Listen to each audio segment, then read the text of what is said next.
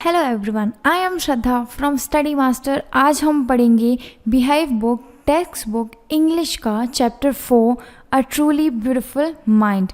आते हैं difficult word से। पहला है फ्रीक, सनकी, a word use disappropriately to talk about a person who is unusual and doesn't behave, look or think like others. A mature, शौकीन व्यक्ति doing something for enjoyment rather than as a profession. Third, regimentation, अनुशासन, discipline, order और discipline taken to an extreme. Then आते हैं fourth पे, ally, मित्र, a friend और an associate. Philistines, शकुंचित विचार वाला, a word use disappropriately to talk about person who do not like art, literature or music. Patent, patent, a document which gives the right of an invention to an inventor. Absolute, पूर्ण, measure in itself, not in reality, not in relation to anything else. Unrevealing, विवित्ति, starting to fall. Fettered, कमज़ोर पड़ना, become weak. Stifled, दबाया, unable to breathe, suffocated मतलब suffocated होना. Liberal, उदार, willing to understand and respect others' opinion. In an uproar, पोह में, very upset that means. Deflected, हटाया हुआ. Changed the direction because it hit something. Missive, राजनीतिक संदेश. Letter, especially long and official. Visionary, काल्पनिक, a person who can think about the future in an original and intelligent way. अब आते हैं chapter की summary पे। चैप्टर यहाँ से स्टार्ट होता है। एल्बर्ट आइंस्टाइन हैं, उनका जन्म हुआ था 14 मार्च 1879 पे जर्मन सिटी उल्म में। पहले तो ये था कि जब वो हुए थे तो वो 2.5 ईयर्स तक उनने कुछ नहीं बोला था। तो उनकी मम्मी को लगता था कि ये पागल है, क्योंकि जो एल्बर्ट आइंस्टाइन थे उनका सिर था, मतलब वो बाकी बच्चों के कंपैरिजन में काफ़ी बड़ा लगता था उनकी मम्मा को। एक तो वो कुछ बोलते नहीं थे तो उन्हें और ज़्यादा फ्रीक लगता था, वो मतलब पागल टाइप्स का लगता था। तो फिर उसके बाद क्या हुआ, जब एल्बर्ट आइंस्टाइन ने बोलना स्टार्ट किया तो जब वो बोलते थे तो एक ही सेंटेंस को 2 बार रिपीट करते थे। एल्बर्ट आइंस्टाइन ने ये जब बोलना स्टार्ट किया तो वो एक ही सेंटेंस को बार बार रिपीट किया करते थे। देन एल्बर्ट आइंस्टाइन थे, जो उनके मतलब प्लेमेट्स थे, जो उनके आसपास के बच्चे थे जो उनके साथ खेलते थे, वो उन्हें बोलते थे ब्रदर बोरिंग। एल्बर्ट आइंस्टाइन को ज़्यादा खेलना कूदना पसंद नहीं था, क्योंकि उनका इंटरेस्ट किस साइड था, मैकेनिकल टॉयज़ में था। मतलब उन्हें मैकेनिकल टॉयज़ इतने पसंद थे कि वो दिन भर उन्हीं के साथ खेलते थे। जैसे रहता था ना कि बच्चे होते हैं जो बहुत ज़्यादा शैतान होते हैं, सारे बच्चे होते हैं बचपन में कि खेलना कूदना, लेकिन एल्बर्ट आइंस्टाइन ऐसे नहीं थे। वो अपने में रहते थे, ज़्यादा बात नहीं करना, उन्हें मैकेनिकल टॉयज़ में बहुत ज़्यादा इंटरेस्ट होना। और एक बार की बात है, जब उनकी बहन हुई, न्यू बॉर्न बेबी हुई उनकी सिस्टर, वो बच्ची, तो एल्बर्ट आइंस्टाइन कहते हैं कि वो सब तो ठीक है, इसके व्हील्स कहाँ हैं। मतलब वो उसको भी मैकेनिकल ही समझ रहे थे। और एक बात की बात है, जब जो हेड मास्टर थे एल्बर्ट आइंस्टाइन के स्कूल पे, उनने आइंस्टाइन के पापा को बोला कि एल्बर्ट कोई भी वो मतलब सब्जेक्ट चूज़ कर ले, कोई भी फील्ड चूज़ कर ले, वो सक्सेस नहीं हो पाएगा अपनी लाइफ में। और जो एल्बर्ट आइंस्टाइन थे, जब वो 6 साल के थे तो उनने वायलिन बजाना स्टार्ट किया। क्यों स्टार्ट किया? क्योंकि उनकी मम्मी को पसंद था और उनकी मम्मी चाहती थी कि एल्बर्ट आइंस्टाइन वायलिन प्ले करे। तो एल्बर्ट आइंस्टाइन ने फिर थोड़े टाइम के बाद वो अपने शौक के लिए भी बजाने लगे, उन्हें भी वो चीज़ पसंद आने लगी। और यही जो उनकी स्किल थी उन्हें अपनी पूरी ज़िंदगी भर रखी, उन्हें पूरी ज़िंदगी भर वायलिन बजाना आता था। जो एल्बर्ट आइंस्टाइन थे वो हाई स्कूल मुंशी में पढ़ने जाते थे। एल्बर्ट आइंस्टाइन फैमिली, जो उनकी फैमिली थी वो मूव करी, और जो एल्बर्ट आइंस्टाइन की मार्क्स थे वो सारे सब्जेक्ट में काफ़ी अच्छे थे, बुरे नहीं थे। लेकिन एल्बर्ट आइंस्टाइन को क्या पसंद नहीं था, जो स्कूल में रूल्स होते थे, रेगुलेशंस होते थे, वो उन्हें बिल्कुल नहीं पसंद था। और एल्बर्ट आइंस्टाइन टीचर्स के साथ बहुत बार इनके क्लैश्ड भी हुए हैं, मतलब लड़ाई, क्योंकि एल्बर्ट आइंस्टाइन कैसा था कि वो काफ़ी इंटेलिजेंट थे और वो इतने ज़्यादा क्रॉस क्वेश्चन पूछते थे कि टीचर भी परेशान हो जाती थी उनसे। तो जब एल्बर्ट आइंस्टाइन 15 साल के थे उनने स्कूल छोड़ दिया, स्कूल फॉर गुड, उनने मतलब अच्छे के लिए स्कूल को छोड़ दिया। फिर एल्बर्ट आइंस्टाइन के जो पेरेंट्स थे वो मिलान शिफ्ट हो गए और उनने एल्बर्ट आइंस्टाइन को कज़न के यहाँ मतलब अपने रिलेटिव्स के यहाँ छोड़ दिया। फिर एल्बर्ट आइंस्टाइन जो थे वो जर्मनी स्पीकिंग स्विट्ज़रलैंड पे स्कूल था वो वहाँ पढ़ना चाहते थे, मुंची पे, क्योंकि वहाँ पे जो सिटी थी काफ़ी लिबरल थी। मतलब वो वहाँ जहाँ पे वो पढ़ना चाहते थे वो काफ़ी लिबरल थी, मतलब वहाँ पे जो न्यू आइडियाज़ होते थे उन्हें बहुत ज़्यादा इंकरेज किया जाता था, हर चीज़ पे आगे किया जाता था। तो एल्बर्ट आइंस्टाइन काफ़ी डिस्कशन के बाद जो उनकी विश थी education in German speaking Switzerland he in a city which was more liberal than Munich, Munich से ज़्यादा वो लिबरल थी स्विट्ज़रलैंड जर्मनी। तो जो एल्बर्ट आइंस्टाइन थे वो मैथमेटिक्स और फिज़िक्स में मतलब गॉड गिफ्टेड था, उनको बहुत ज़्यादा उनका इंटरेस्ट था और बहुत ज़्यादा उनकी स्कोरिंग उस पर ही होती थी। और जब एल्बर्ट आइंस्टाइन ने अपने स्कूल फिनिश किया तो उनकी ये विश थी कि वो कहाँ पे पढ़ें, यूनिवर्सिटी इन ज़ूरिक। ओके, तो एल्बर्ट आइंस्टाइन वहाँ पे यूनिवर्सिटी में गए ज़ूरिच की, तो वहाँ पे उन्हें एक लड़की मिली, फेलो स्टूडेंट मिली, मिलेवा मैरिक। तो उनने ये देखा कि जो ये लड़की है ये काफ़ी क्लेवर है और जो ये लड़की थी मिलेवा मैरिक ये स्विट्ज़रलैंड में क्यों पढ़ती, मतलब क्यों पढ़ने आई यहाँ पे वो इसलिए पढ़ने आई क्योंकि ये सिर्फ यही एक यूनिवर्सिटी थी जो वुमन को डिग्री प्रोवाइड करती थी, इसलिए वो खुश थी और यहाँ पे पढ़ने आई थी। तो एल्बर्ट आइंस्टाइन ने जैसे इनसे बातचीत करना स्टार्ट किया, इनके साथ रहना स्टार्ट किया, तो उन्हें ये बहुत अच्छी लगी, मतलब ये उनको उन्हीं की जैसी लगी, सिमिलर लगी कि मुझे भी जिस चीज़ में नॉलेज, मतलब जो चीज़ें मुझे पसंद है वो इसे भी पसंद है। तो उनने सोचा कि यही एक लड़की है जो मेरी लाइफ टाइम रहने वाली है, यही मेरी लाइफ पार्टनर है। उनने ये सोचा उसको देख के और उनके साथ उनने दोस्ती की। और जो एल्बर्ट आइंस्टाइन और मिलेवा रहते हैं इन लोग किसके उसमें अगेंस्ट में थे, फिलिस्तीनीज़ पे। फिलिस्तीनीज़ मतलब क्या होता है, जो लोग लिटरेचर, आर्ट, म्यूज़िक इन सब चीज़ों से नफ़रत करते हैं, उन लोग इनके अगेंस्ट में थे। फिर जो एल्बर्ट आइंस्टाइन और मिलेवा थे ये दोनों एक दूसरे से प्यार करने लगे धीरे धीरे। फिर उसके बाद इनके जो लेटर्स थे वो एक्सचेंज होने लगे, इन्हें लव लेटर एक दूसरे को लिखा। उस पर कॉम्बिनेशन क्या होता था, mixing the science with tenderness, मतलब इस पर बहुत ज़्यादा साइंस का, अट्रैक्शन का ये बहुत ज़्यादा मिक्सचर हुआ करता था। ओके, एल्बर्ट आइंस्टाइन 1900 पे जब वो 21 ईयर्स के थे तो एल्बर्ट आइंस्टाइन ने अपनी ग्रेजुएशन कंप्लीट की यूनिवर्सिटी से, लेकिन वो अनएम्प्लॉयड थे, मतलब नौकरी नहीं थी उनके पास। तो वो टेम्परेरी काम करते थे टीचिंग असिस्टेंट के लिए, उनने काम किया, वो प्राइवेट लेसन्स देते थे। फिर उसके बाद उनने अपनी जो एक जॉब थी, फाइनल जॉब, उनको कब मिली, 1902 में मिली, काहे कि a technical expert in the patent office in Bern.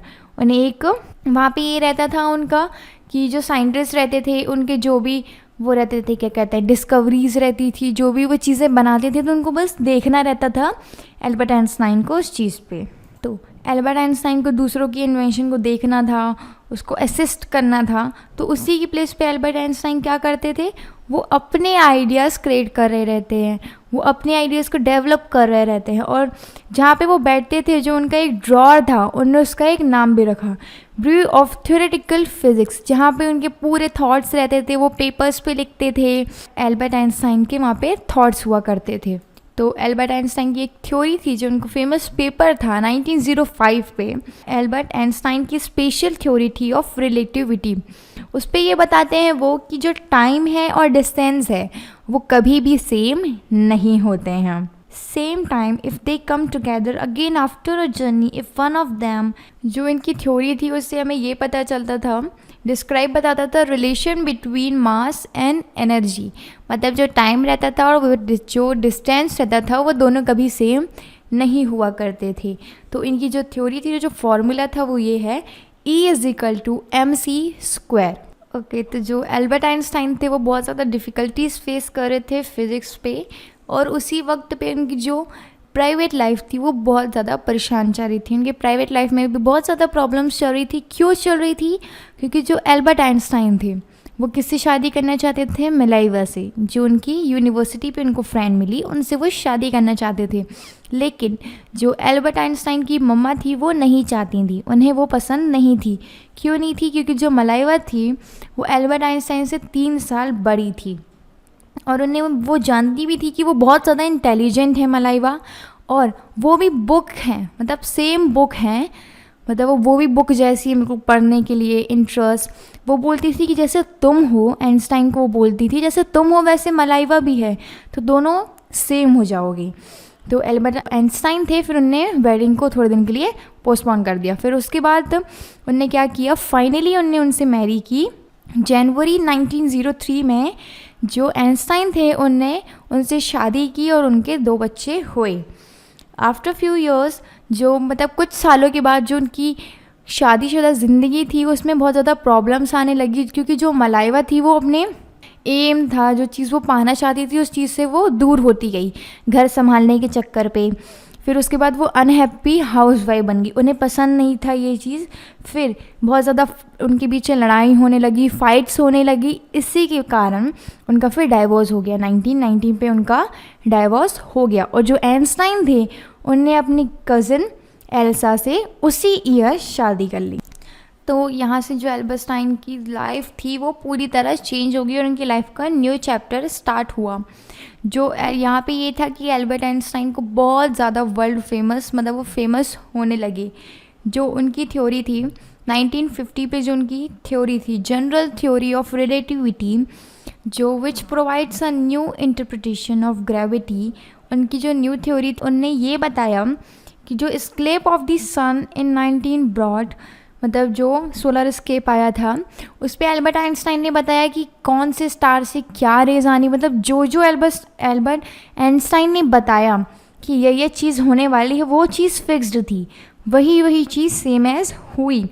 तो इससे ये प्रूफ हुआ कि एल्बर्ट आइंस्टाइन जो भी बोलते थे वो सही होता था, और उनने बिल्कुल सही कैलकुलेशन की एडवांस पे, had correctly calculated in advance the extent to which the light from fixed star will be deflected through the sun gravitational field। उन्होंने बिल्कुल सही कैलकुलेट किया कि कहाँ से कौन से स्टार से लाइट डिफ्लेक्ट होगी।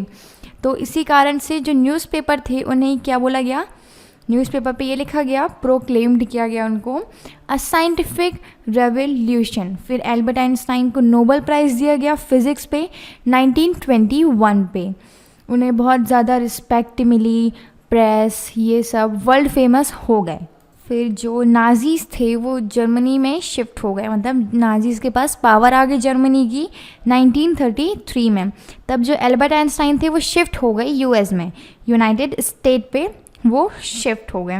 5 years later the discovery of nuclear fission in Berlin, मतलब फिर उसके बाद जो क्या कहते हैं एटम बॉम्ब, न्यूक्लियर फिजन थी वो, मतलब जो नाजीज़ थे उन्हें बहुत ज़्यादा उस चीज़ का आइडिया हो गया, वो डिस्कवर कर लिए।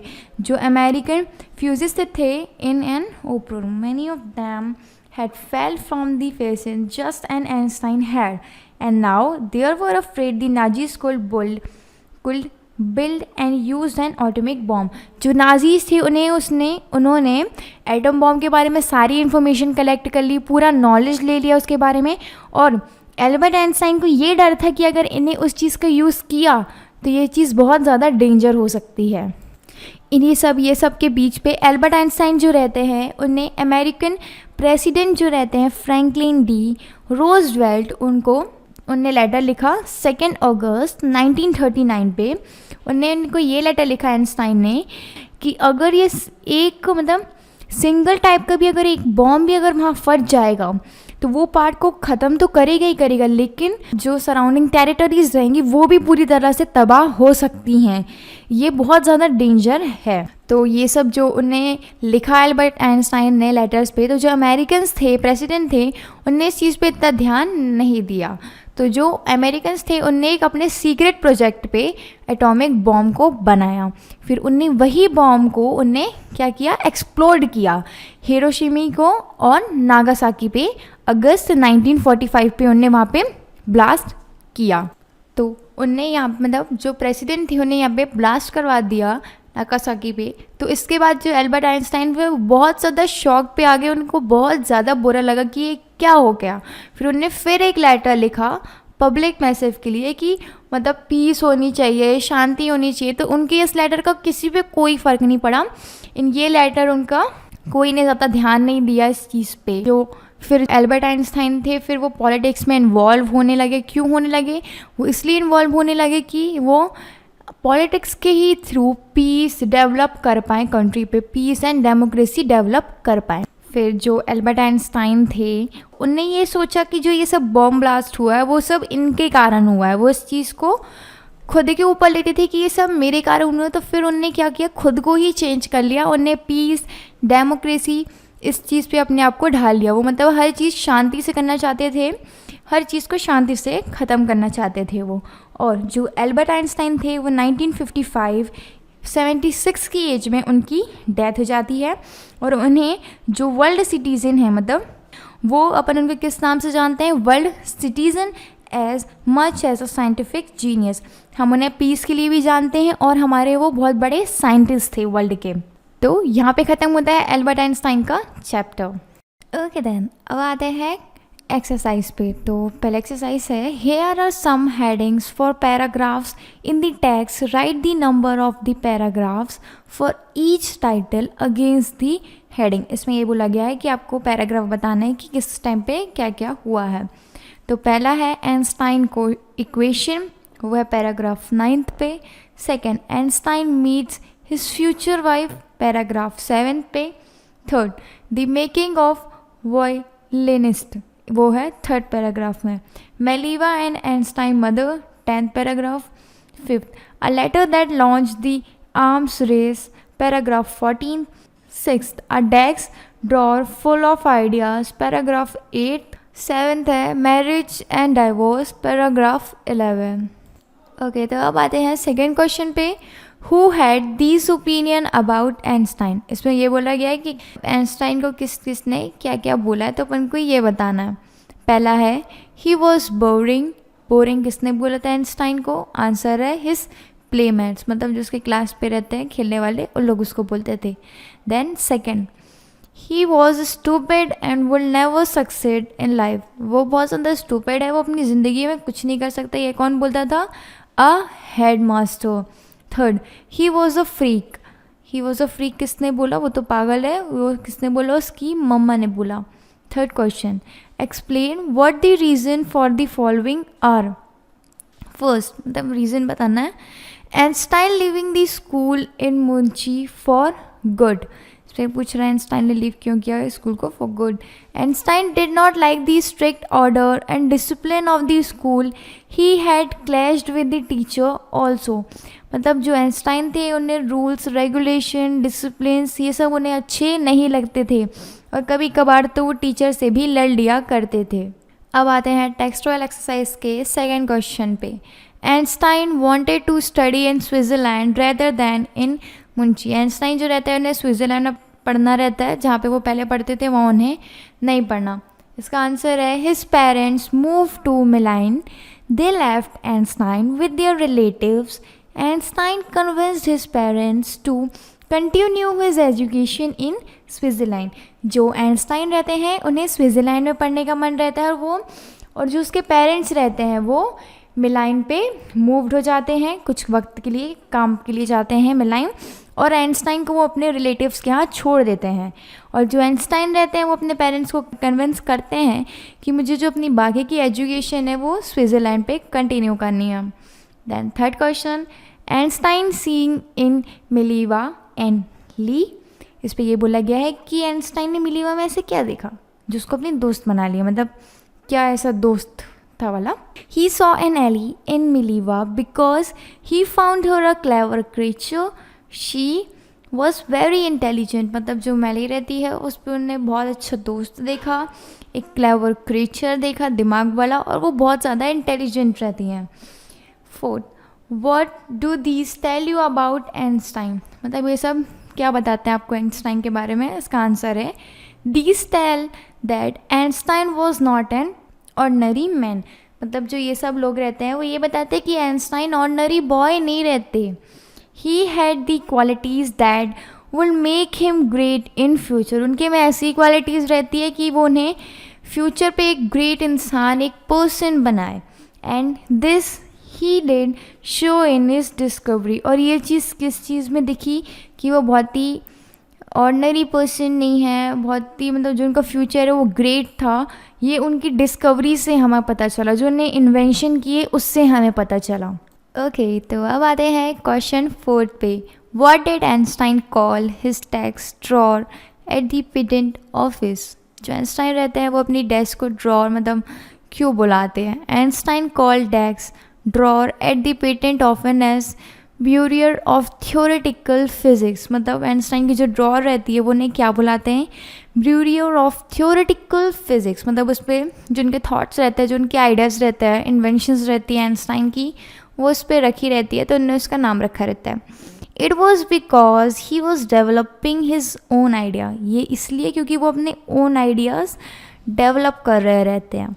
The drawer had proof of his efforts. जो ड्रॉर रहता है उस पर ये चीज़ प्रूव रहती है, उसके अंदर जो सामान रहते हैं, जो उसके अंदर डॉक्यूमेंट्स रहते हैं, वो ये प्रूव रहते हैं किस चीज़ के, उनके एफर्ट्स के वो प्रूव रहते हैं कि आइंस्टाइन बहुत दिमाग चला रहे रहते हैं, वो जो अपने आइडियाज़ रहते हैं वो उसको खुद डेवलप कर रहे रहते हैं। He had written them on paper and kept them there in it. वो जो मतलब जो आइंस्टाइन रहते हैं वो अपने आइडियाज़ पेपर में लिखते हैं और उसे वहाँ अपने ड्रॉर में रख दिया करते थे। 5th question, why did Einstein write a letter to Franklin Roosevelt. Einstein ने फ्रैंकलिन रोजवेल्ट को लेटर क्यों लिखा। The Nazis had acquired the technique and knowledge of making an atom bomb. जो नाजीज रहते हैं उनने इन्फॉर्मेशन और नॉलेज गेन कर लिया था कि वो किस तरह से एटम बॉम्ब को बनाएं। They could develop an atom bomb. वो एटम बॉम्ब भी बना सकते थे क्योंकि उनने पूरी इन्फॉर्मेशन उसके बारे में इकट्ठी कर ली थी, टेक्निक्स उसके लिए, टेक्नोलॉजी सब उनने अरेंज कर ली थी। It could destroy the whole part of the world if they exploited it. वो पूरे पार्ट, जो पार्ट होता है वर्ल्ड का, वो पूरा डिस्ट्रॉय कर देता अगर उन्हें उसको फोड़ देते या उसको बना देते, एग्जीक्यूट कर देते, उसको एक्सप्लॉइट कर देते। This concern for the world make him write the letter. जो आइंस्टाइन रहते हैं वो इसी चिंता पे लेटर लिखते हैं कि अगर वो फूट गया या वो ब्लास्ट हो गया तो वो पूरा पार्ट डिस्ट्रॉय हो जाएगा वर्ल्ड का, इसलिए उनने इस टेंशन में मिस्टर फ्रैंकलिन रोजवेल्ट को लेटर लिखा। 6. How did Einstein react to the bombing of Hiroshima and Nagasaki. जब हिरोशी और नागासाकी ने बॉम्ब ब्लास्ट किया तो आइंस्टाइन का क्या रिएक्शन था। The bomb had caused huge destruction. जो बम रहता है उसने बहुत बड़ा डिस्ट्रक्शन मेड किया रहता है। Einstein was deeply shocked at this. Einstein बहुत ज़्यादा इस चीज़ के शॉक्ड में थे कि ये क्या हो गया। He wrote a public letter to the United Nation to contain the arms race. उन्हें इस मतलब जो पब्लिक लेटर लिखा आइंस्टाइन ने यूनाइटेड नेशन को पीस के लिए, शांति के लिए। He had fears that world peace will be distributed due to these developments.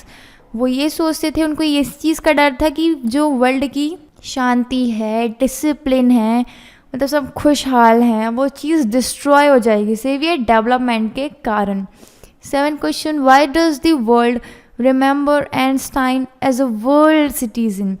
जो लोग मतलब जो वर्ल्ड के लोग हैं वो आइंस्टाइन को वर्ल्ड सिटीजन के नाम से क्यों जानते हैं, उनको ऐसे क्यों याद करते हैं। आंसर है the world remember Einstein as a world citizen because he was greatly concern about the world safety.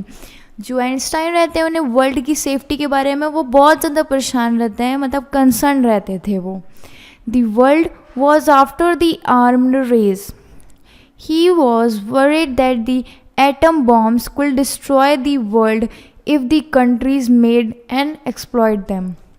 जो आइंस्टाइन थे उन्हें ये चीज़ की बहुत ज़्यादा टेंशन थी कि जो कंट्रीज़ थी उनने अगर बना लिया ये तो जो वर्ल्ड है, जो पार्ट है, वो पूरा डिस्ट्रॉय हो जाएगा, हर चीज़ मतलब तहस नहस हो जाएगी।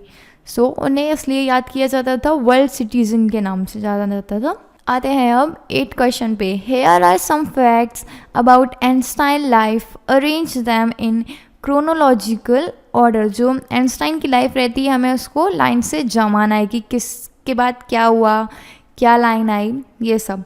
तो पहला है Einstein born in German city of Ulm. Second, Einstein attend a high school in Munich. Third, Einstein family moves to Milan. Fourth, tired of the school regimentation, Einstein withdraws from the school. Einstein joins a university where he meets Mileva. Sixth, he worked in a patent office as a technical expert. Seventh, Einstein publishes his special theory of relativity. Eighth, he provides a new interpretation of the center of gravitation. Ninth, he is awarded the Nobel Prize in Physics. 10th, when Hitler comes to power, Einstein leaves Germany for the United States. 11th, Einstein writes a letter to US President Franklin D. Roosevelt and warns him against Germany building of atomic bomb. 12th, Einstein dies. Okay, तो अब आते हैं next question पे. Here are some sentences from the story. Choose the word from the bracket which can be substituted from the italic word in the sentences. इस पे ये बोला गया है कि आपको कुछ ब्रैकेट्स पे वर्ड दिए गए हैं, आपको वो वर्ड यहाँ पे सिचुएशन पे आते हैं. एग्जाम्पल लिखते हैं. First, a few years later the marriage faltered, failed, broke, became weak. Answer है failed. Second, Einstein was constantly at odds with people at the university on bad terms, in disagreement, unhappy. Answer है in disagreement. The newspaper proclaimed his work as scientific revolution, declared, praised, showed, declared. Fourth, Einstein got ever more involved in politics, agenting for an end to the army build-up, campaigning, fighting, supporting, campaigning. अब आते हैं fifth वाले पे. At the age of 15, Einstein felt so stuffed that he left the school for good, permanently for his benefits for a short time. Permanently उन्हें school छोड़ दिया. 6th, 5 years later the discovery of nuclear fusion in Berlin had American physicists in an uproar, in a state of commotion, full of criticisms, in a desperate state, in a state of commotion. 7th, science wasn't the only thing that appealed to the dashing young man with the ballroom mustache. Interested, challenged और worried. Answer है interested. Okay, अब आते हैं next question पे. Complete the sentences below by filling in the blanks with suitable participle clause. पहला question है dash the firefighters finally put out the fire. They work round the clock. Answer है working round the clock. Second, she watched the sunset above the mountain dash. She noticed the color blending softly into one another. Answer, noticing the color blending softly with each other. Third, the excited horse pawed the ground rapidly dash while it neighed continuously. Answer है neiging continuously. Fourth, dash I found myself in Bangalore instead of Banaras. I had taken the wrong train, having taken the wrong train. Fifth one is dash I was desperate to get to the bathroom. I had not bathed for 2 days, having no bath for 2 days. The tone steps dash needed to be replaced. They were worn down, being worn down. The actor received hundreds of letters from his fans. They asked him to read them his photography, asking him to send them his photography.